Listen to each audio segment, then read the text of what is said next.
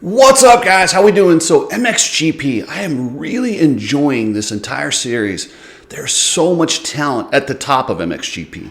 Now, if you get down a little bit further, I'm not gonna lie, it looks kind of ridiculous when you look in the starting gate and there's a 40-man gate and there's like 20 guys. If you haven't tried Nano-Xtreme, I'm telling you, a lot of the pro riders have already found out how good this stuff is. They're using it. And they're not paid sponsors. Maybe they will be at some point, but they're not. Do yourself a favor, be one of the very first people to use this ridiculously awesome pain solution.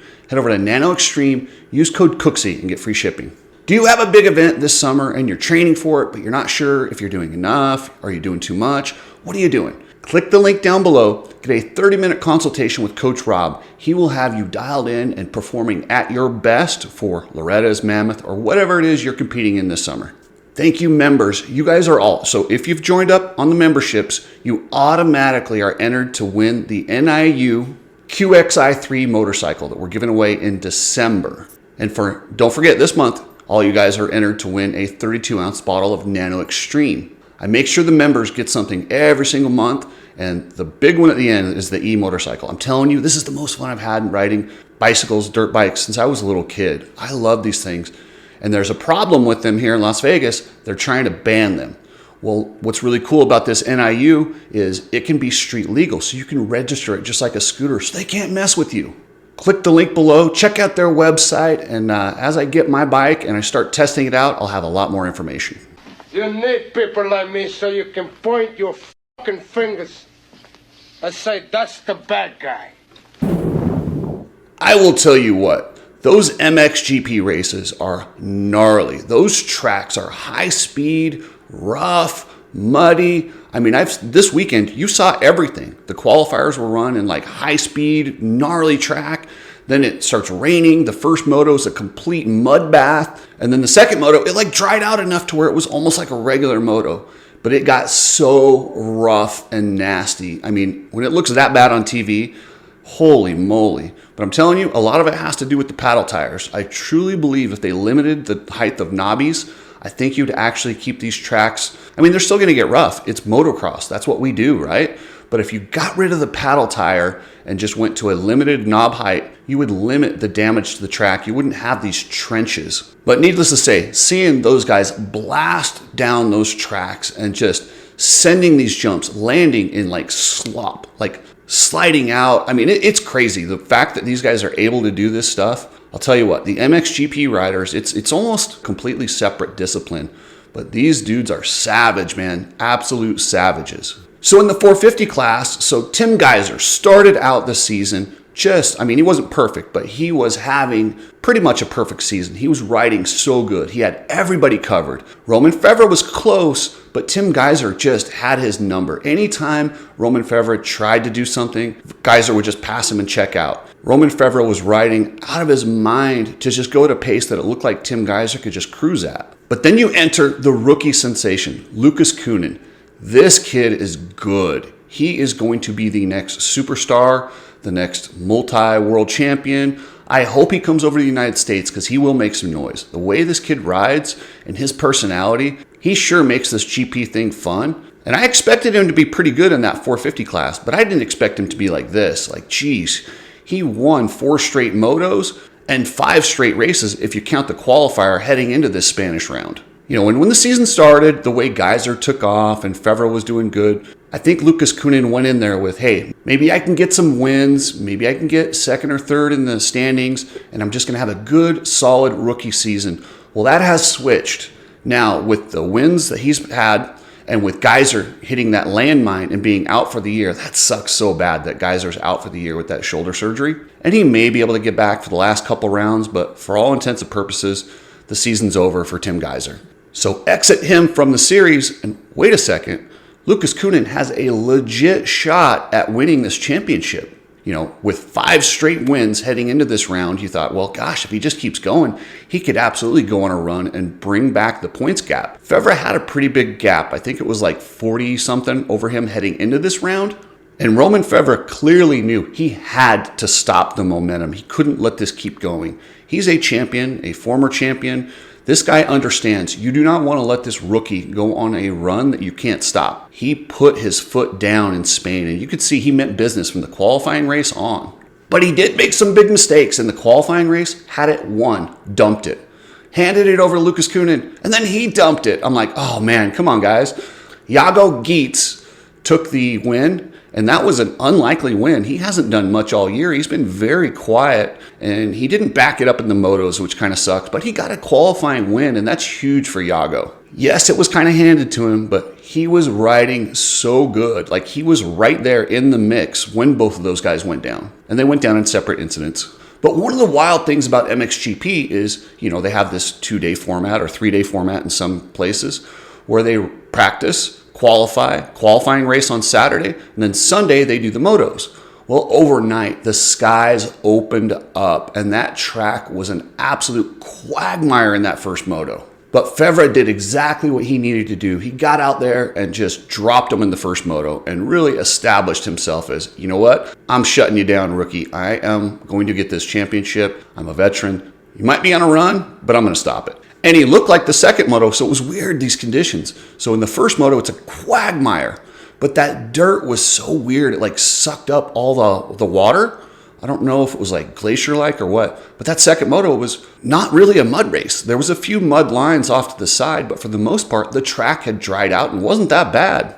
I don't know, these poor mechanics, I don't know how you set a bike up for this stuff. When you go from one extreme to the other, like you're literally just guessing at setup. But that second moto, Febvre got the whole shot and looked to be going on an easy 1-1 day, and he made it difficult on himself. He tucked the front end, he went Chase Sexton on us. And Lucas Koenen recognized the opportunity, took it, and just dropped the hammer for the moto win. After getting fourth in that first moto, Lucas Koenen knew he had to make up some points. At the end of the day, he's 49 points behind Romain Febvre. When you get to where the over 60 points, that's one weekend because you get 10 and then 2 motos, 10 in the qualifying race and then each moto. Once you get to a 60-point lead, it's something that Febvre would easily be able to manage throughout the rest of the year, but it is a long season. Look what happened to Geiser. But these two have clearly separated themselves from the pack. If you look at the next guy, well, it's Geiser, but we don't count him because he's out.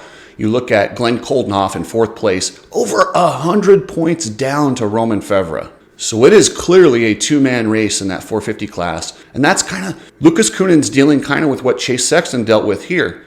There's not a lot of guys that are going to be able to take points from Romain Febvre, even if he makes a mistake. He made a mistake in that second moto, but he just worked his way right back up, got into second. I mean, it wasn't easy.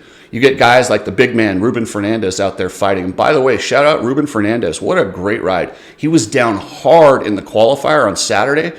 His arm looked like pizza. Like it took a wheel to it, ripped the sleeve off his jersey. And if it looks that bad on camera, I can't imagine how much pain that guy was dealing with on Sunday. Sucked it up in his home country and got himself on the podium with a 3-4 finish. But it's going to be tough for Lucas Koenen. I think he just needs to go out there and win as many races as he can, not worry about the championship. 49 points is a lot of points. It's not enough that you should even be worrying about it, especially when the season is this long. Just go out there, win as many races as he can. And if he can go on another run where he wins 4 or 5 motos in a row, that puts a lot of pressure on Febvre. Maybe he'll throw it away, and that will be the points that you'll get back. But right now, the strategy is easy for Lucas Koenen. Go out there, win races, and then just see what happens. Romain Febvre, on the other hand, he needs to win, but he also needs to make sure not to give away a big chunk of points. If Lucas is riding really good, it's okay to take a second place. He's got a 49-point gap, but that's not really how Romain Febvre rides. As of right now, it's a 2-horse race in a field that is pretty deep, but the way these two guys have broken away, it is much like what we saw in Supercross here, where it was Webb Sexton, and occasionally somebody else gets in the mix. Check out Ride Strapped, goggles, glasses, shirts, just a really cool company that I'm very happy to be associated with. Head over to ridestrap.com and get yourself some glasses, goggles, or just a cool shirt. Precision Transport, the best shipping company that I've ever dealt with. Family owned, reasonable pricing, good customer service. Hit up pretransport.com if you need to ship anything.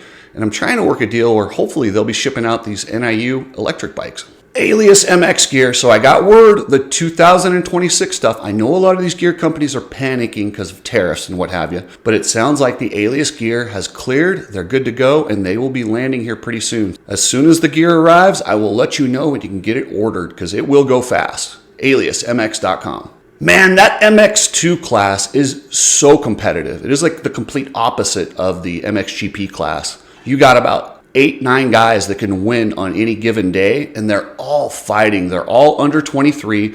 They're all a bunch of complete savages who will just go full send. You got the human highlight reel, Sasha Kunin. Who knows what he's going to do, but he had a really good day in Spain. But Kai de Wolf is clearly the class of the field. I mean, he went out there, he won the qualifying race, he won the first moto, and he tangled with Yamaha rider T-Bolt. They locked bars going down the start straight, and it put him in almost last place. And unlike the MXGP class, man, coming through this field is no joke. There's so many guys just going for it. De Wolf did one heck of a job and salvaged the overall win, but he was only able to get back up to 4th place. You've got Adamo, Langenfelder, Kunin, Everts. Then you get the wild cards like Camden McClellan. It is a very deep field. It's crazy that, typically the MXGP class has so much more talent than the MX2 class, but they've got a class coming through here and, all these young guys that are good. I don't ever remember seeing this much talent in the MX2 class in comparison to the MXGP class. I think Kai de Wolf would be having an easier run if he was in the MXGP class. He might be your world champion if he had moved up. But he is taking control. He's got that red plate. He's got a 10, 15-point lead over Adamo and Langenfelder, but they are keeping him honest. Unfortunately, Everts has had too many bad runs, and he's pretty much out of this thing. But on any given day, he will take points from anybody. And that second moto, he put down the fastest lap like 3 separate times. He was flying, but he made a mistake, fell down, went back up. He was riding absolutely wild. But Sasha Kunin, this was a good day for the young guy. He had a great day, and thank goodness he didn't have a big crash. He had a moment or two, but he saved it. He actually salvaged a really good finish. He didn't just go that second moto, he whole shot, led most of the moto, and he didn't go crazy. He salvaged what he could, took home a 2nd place. He got himself on the podium, and that's what I think KTM's trying to get him to do, is not necessarily change who he is, but just know on some days, you can actually just settle for a podium. That's good. You don't have to win by a mile every single time you're out there. Man, I wish they had a bigger gate. It does look silly. MXGP, here, if you're only going to have 20 riders, please change the gate. Make it a 20-rider gate. It looks silly when you have a 40-rider gate and you have 20 guys. It just looks like, I don't know, it just looks janky. So either figure out a way to get more riders there or cut the gate down so it looks like a full gate. And I'm not going to go into all the politics about why that gate's not very big. They don't pay the riders in MXGP, which is absolutely ludicrous. But I think that's a lot of the reason that they don't have that many riders. It doesn't make sense to pay a $1,000 entry fee to go out there and not win any money if you don't have sponsors that are covering everything. So the only riders that race MXGP are essentially factory riders or guys who have a really good team behind them. Anyway, they got a week off, and then they come back in 2 weeks, the same as the opening round of outdoor motocross in Paula. So we got lots of racing. Listen, if you're a motocross junkie like I am, 4 hours of motocross is not just enough. So now I get 8 almost every weekend with MXGP and Outdoor Nationals. They are definitely giving me a lot more content. And I'll help you guys keep up to date because it's fun when you watch it and you can kind of know the rider's stories. So I'm doing my best this year to give you guys the MXGP rider stories because there's some serious talent throughout the world. And like I say, they're not supercross, but that outdoor stuff that they do is so gnarly. That track in Spain was high speed. And then when it got muddy and rough, I'll tell you what, I was watching it and my hands were sweating for the guys because I was like, oh, dear Lord, at any moment, somebody could just have a big one. But anyway, thank you, members. You're all entered to win the 32-ouncer of Nano Xtreme. We'll be giving that away at the end of May. Appreciate you guys.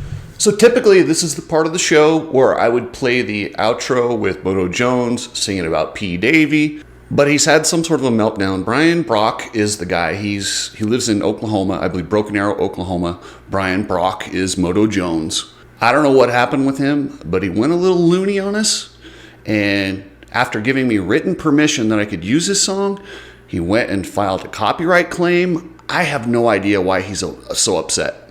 With that said, I'm no longer going to play that song from Moto Jones. I have unsubscribed from his channel, and I am done trying to help him with his channel and promote that thing. The guy's a little bit unstable, so I'll just leave it at that, and I'm going to move on.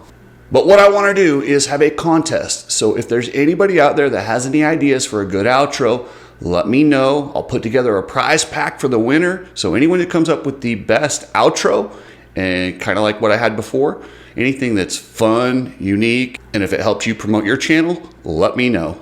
Thanks, guys. Here's your member of the day.